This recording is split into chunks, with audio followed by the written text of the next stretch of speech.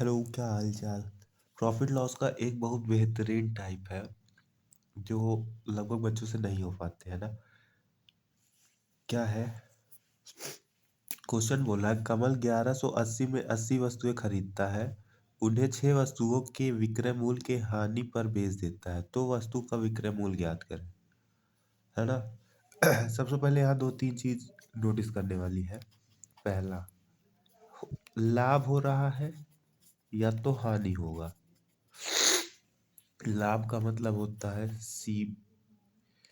लाभ का मतलब होता है एसपी में से सीपी घटेगा तो लाभ आएगा। हानि का मतलब होता है सीपी में से एसपी घटेगा। ठीक। और दो तीन चीजें हैं। 80 वस्तुएं खरीदता है तो जितनी वस्तु खरीदता है उतनी ही वस्तु बेचेगा। ठीक। यहाँ पे उसको 6 वस्तुओं के विक्रय मूल्य के बराबर हानि होती है। तो इसको करने का सबसे बेसिक तरीका है। क्या है?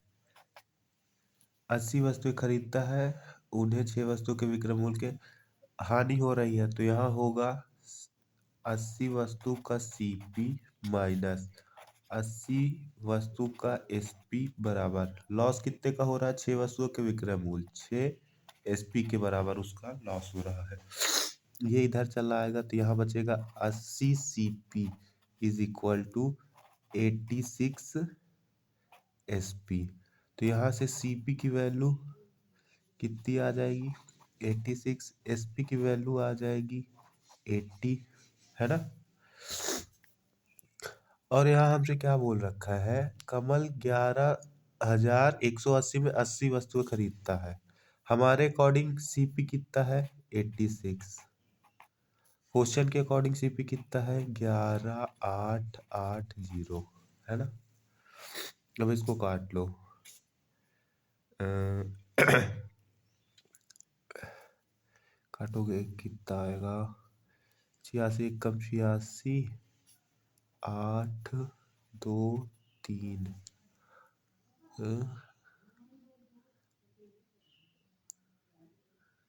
86 कम 86, 8 2 3, यानी कि 3 बार 8 तारीख 24, 6 तारीख 18, 8 तारीख 24, 25 26।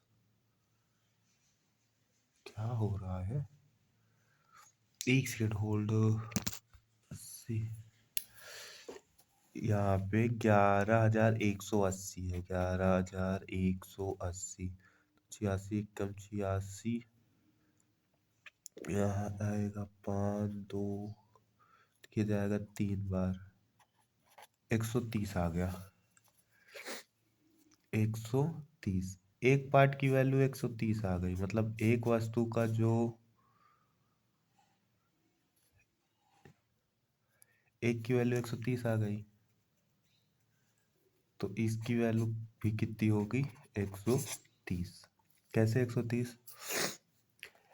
अगर पूछा होता पूरे वस्तु का, तो वस्तु का विक्रय मूल्य पूछा होता। अगर वस्तु का विक्रय मूल्य पूछा है तो 130 गुणे 80। एक पार्ट की वैल्यू 130, वो पूरा पार्ट कितना है? 80।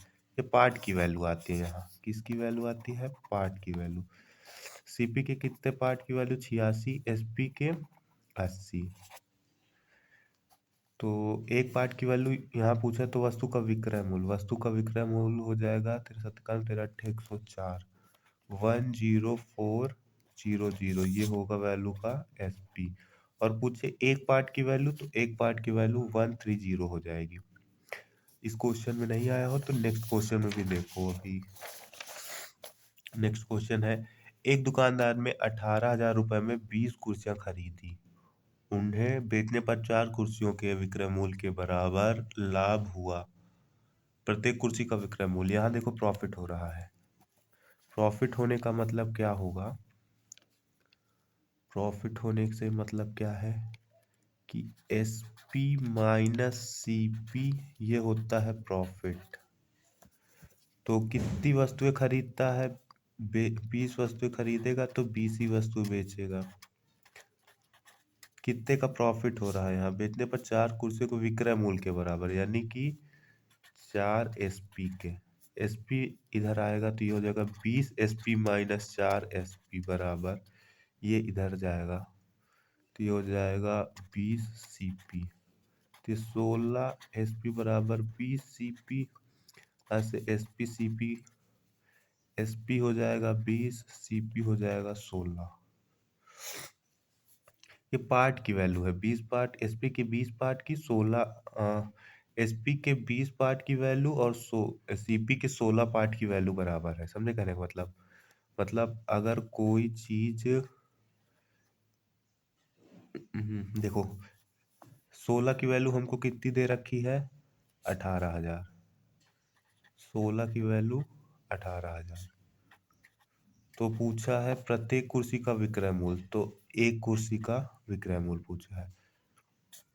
16 एकम 16, 2 जीरो 16 एकम 16, 4 जीरो 16 दूनी 32, 16 पंचे 80, 1175 रुपये। अगर यहीं पे ये मान CP का दे रखा वो SP का दे रखा होता है, यहाँ पे अगर 20 कुर्सी खरीदने पे, तो हम इसको 20 से भाग देते और जो एक की वैल्यू आती वही किसकी हो जाती, यहाँ पे क्रय मूल्य पूछा होता तो वो क्रय मूल्य की हो जाती। जैसे बस